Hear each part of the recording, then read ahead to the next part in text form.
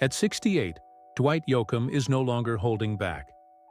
In a candid revelation that's igniting conversations from Nashville to Hollywood, the country music icon has finally addressed the whispers that trailed him for decades. For years, fans speculated about the man cloaked in rhinestone suits and armed with a haunting twang. Now the mystery is unraveling. Dwight has spoken, and what he shared isn't just a confession. It's a rewrite of his legacy. In an industry where reinvention often means compromise, Dwight's story stands as a stunning reminder that authenticity still has the power to shake foundations. And his story is far from over. Back in the late 70s and early 80s, Yoakam wasn't just fighting for attention. He was fighting for survival. Long before the glitz of the Grammys and the adulation of sold-out arenas, Dwight was grinding it out in dingy bar rooms across Southern California. At a time when Nashville was chasing shiny pop country hybrids, he leaned hard into a rugged, unapologetic sound that honored Bakersfield roots and rockabilly fire. 5 sets a night, fights in the audience, bottles flying, but he never flinched. He wasn't chasing fame. He was earning every second of stage time. These weren't just performances. They were tests of willpower that forged the fierce entertainer he would become. His early visit to Nashville in 1976 turned out to be disheartening. The city, locked in a rigid formula, had no appetite for his rough-edged style. They wanted songwriters, not showmen. So Dwight pivoted. He decided to build his empire from the outside in, creating a seismic shift in the genre. This wasn't rebellion, it was resurrection. His debut album, Guitars, Cadillacs, etc., wasn't just a record, it was a revolution. While the genre veered toward gloss and commercial hooks, Dwight roared back with grit, steel, and soul. The title track wasn't simply a chart climber, it was a battle anthem for outsiders and purists alike. The success wasn't just personal, it was cultural. He earned double platinum status and brought swagger back to a genre many believed had lost its way. With Pete Anderson's raw production and Dwight's refusal to polish his sound for profit, they restored country music's emotional gravity. Unlike so many industry puppets, Dwight didn't ride a wave, he carved a canyon. His image, rooted in vintage rebellion and musical purity, became iconic. But even after dominating country radio and gaining legions of fans, Dwight never stopped evolving. One of the most unexpected chapters in his journey came with alt-rock maestro Beck. Their collaboration on the 2012 album 3 Pairs wasn't just genre blending, it was soul-stretching. Beck, the sonic wizard who dances between indie, funk, and folk, nudged Yoakam to experiment with studio spontaneity and creative vulnerability. The track, A Heart Like Mine, encapsulated this shift. Dwight, known for his tight control, let a raw guitar take slip through. At Beck's urging, he kept the imperfect take. It was a moment that changed everything. For the first time in years, Dwight embraced imperfection as power. This shift wasn't just sonic, it was philosophical. Dwight's partnership with Beck reignited the creative fire he first felt as a teenager on stage. He wasn't chasing airplay or approval anymore. He was chasing truth. Songs like Take Hold of My Hand and Rock It All Away fused pedal steel with swirling vocals and offbeat rhythms, drawing in a whole new audience of indie fans and alt music lovers. It proved Dwight could be both a torchbearer and a trailblazer, merging eras without diluting either. This resurgence extended far beyond the studio. Dwight's transformation into a respected actor added depth to his already multidimensional career. He'd always been a storyteller, but film offered him a new canvas. From haunting roles in films like Sling Blade to charismatic cameos in Panic Room, he brought the same raw authenticity that defined his music. Hollywood didn't just give him screen time, it gave him space to reimagine himself. And audiences embraced this evolution, drawn to the same intensity and vulnerability that had powered his songs. But behind the scenes, Dwight Yoakam was building more than an artistic legacy. He was quietly assembling a financial empire. Unlike many artists swept up in fleeting fame, Dwight took a pragmatic approach to wealth. Over the years, he's accumulated a portfolio that includes prime real estate in Los Angeles, including a luxury estate nestled in the hills that offers privacy, panoramic views, and high-end security. His collection of classic American muscle cars and luxury European sedans reflects both his vintage sensibility and modern success. He's been seen sporting high-end watches from Rolex and Patek Philippe, timeless choices for a man whose style refuses to bend to trends.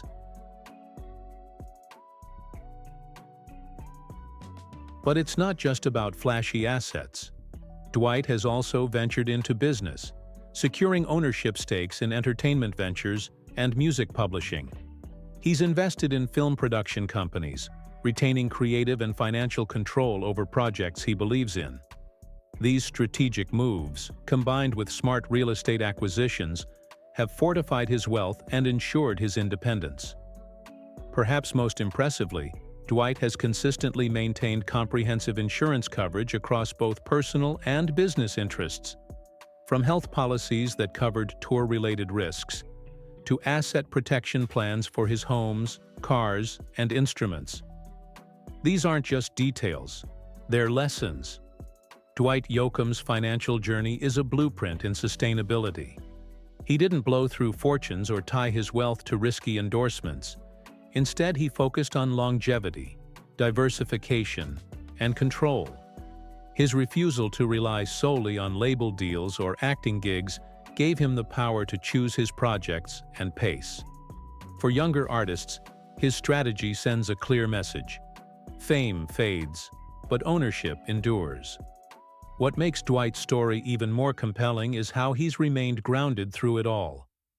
In an industry that devours its own, he's carved a path based on instinct, not industry approval. He never abandoned the grit that shaped him. If anything, he leaned further into it. Even as he soared into luxury and cinematic stardom, he kept one boot planted in the dust of his roots. That tension between elegance and edge, success and solitude, is what makes Dwight Yoakam not just a country music legend, but a cultural icon whose truth-telling still echoes loudly. Dwight Yoakam's transition from music to movies was not just seamless, it was a revelation. After the breakthrough success of Sling Blade, he became a quietly powerful force in the acting world, showing the same intensity and truth that defined his music. He didn't rely on theatrics. Instead, he drew from a deep well of lived emotion to deliver performances that were raw, textured, and unforgettable. Films like Panic Room, The Newton Boys, and Crank gave him the space to embody complicated, offbeat characters that audiences couldn't forget. His appearances in television shows like Under the Dome and Wilfred showed just how adaptable he was, blending into different worlds without ever losing that uniquely Yoakam authenticity. What set him apart was his refusal to compartmentalize his talents. Music and acting weren't opposing forces. They were extensions of the same soul. It wasn't about becoming someone new. It was about expressing the same story through different forms. And that's why his fans never felt like he was leaving music behind. He was just opening a new door and bringing them along for the journey.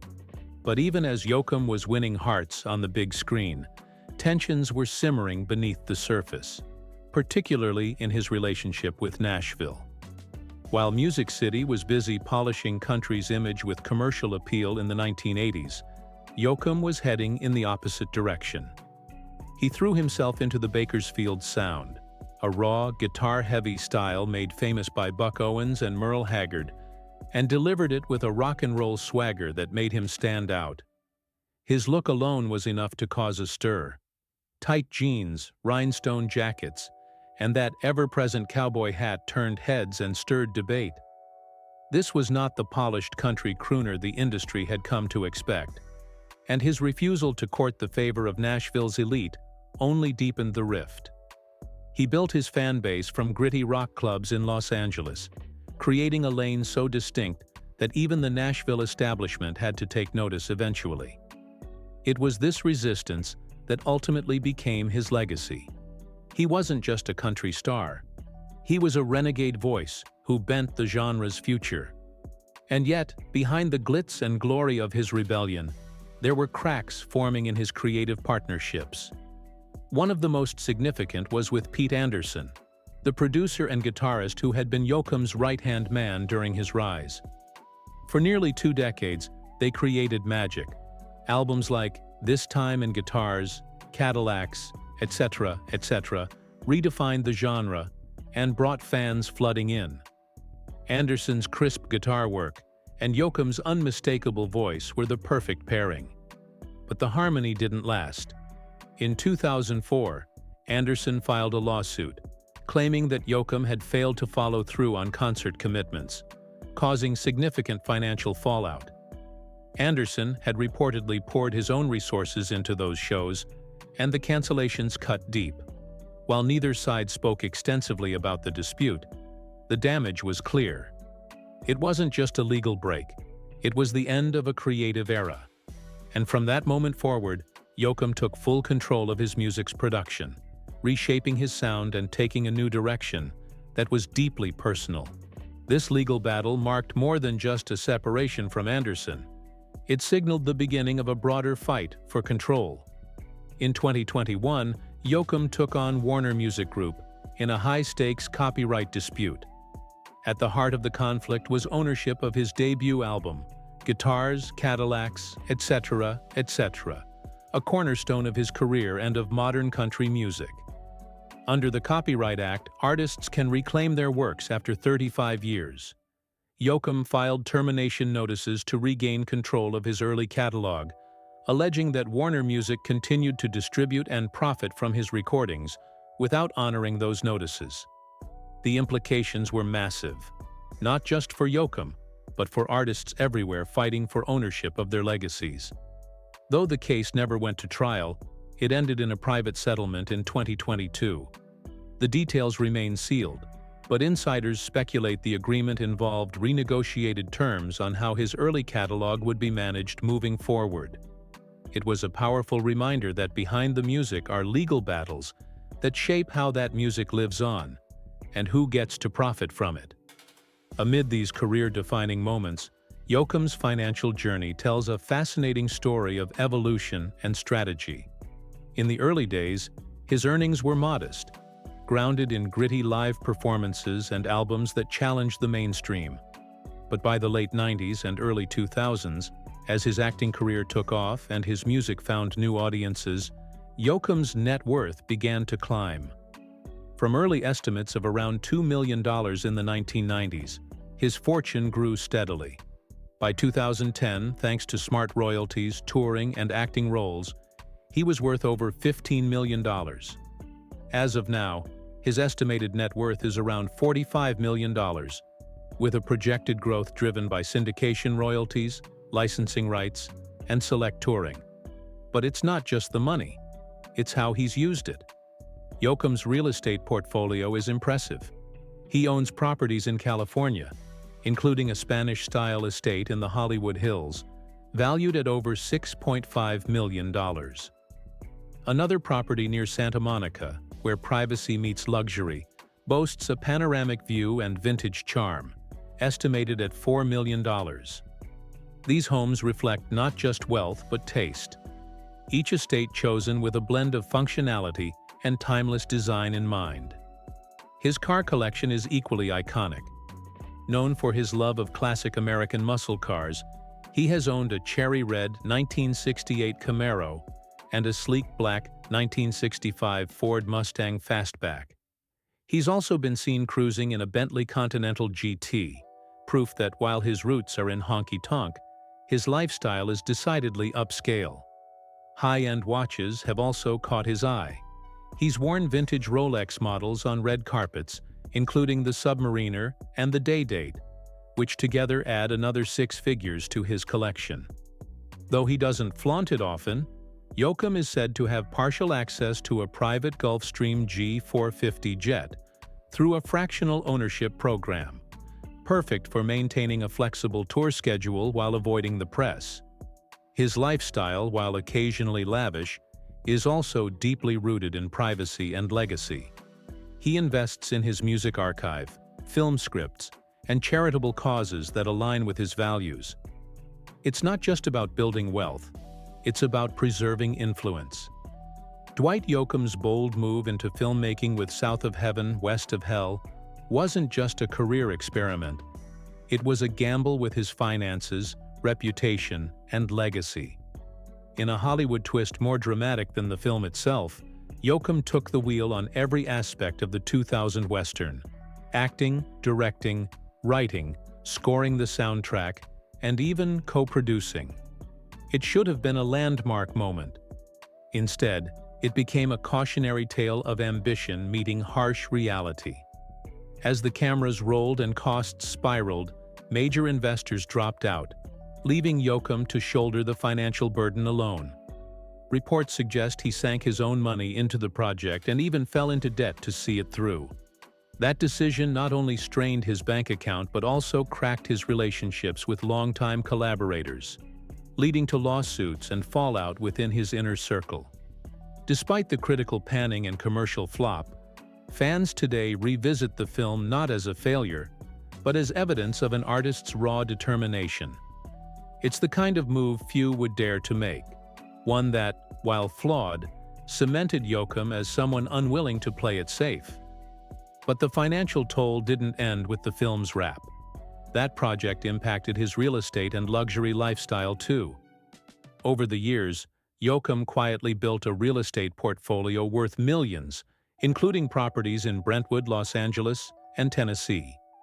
His primary residence alone is valued at over $5 million, and the land holdings he's acquired around Nashville highlight his strong ties to both country roots and wealth preservation strategies. While not one to flaunt excess, Yoakam's taste in classic cars, like a vintage Cadillac convertible and a cherry red 1960s Chevrolet Impala, has made subtle appearances in public, telling of a man who blends nostalgia with understated luxury. Though he's never paraded high-end watches on red carpets, insiders have noted his appreciation for timepieces like vintage Rolexes and Tag Heuers, often seen as markers of timeless elegance rather than opulence. And when it comes to career insurance, both literally and figuratively, Yoakam has been meticulous.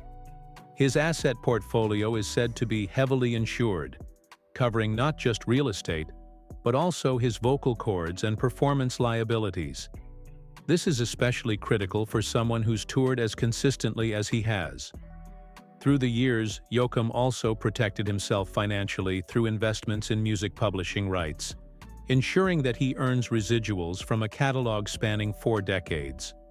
The man who once risked everything on a film now ensures his creative output pays dividends well into the future. Even during leaner years, Yoakam stayed shrewd. His business investments may not dominate headlines like those of pop stars launching tequila brands, but his stake in Nashville-based production companies and rights management services has quietly grown his net worth.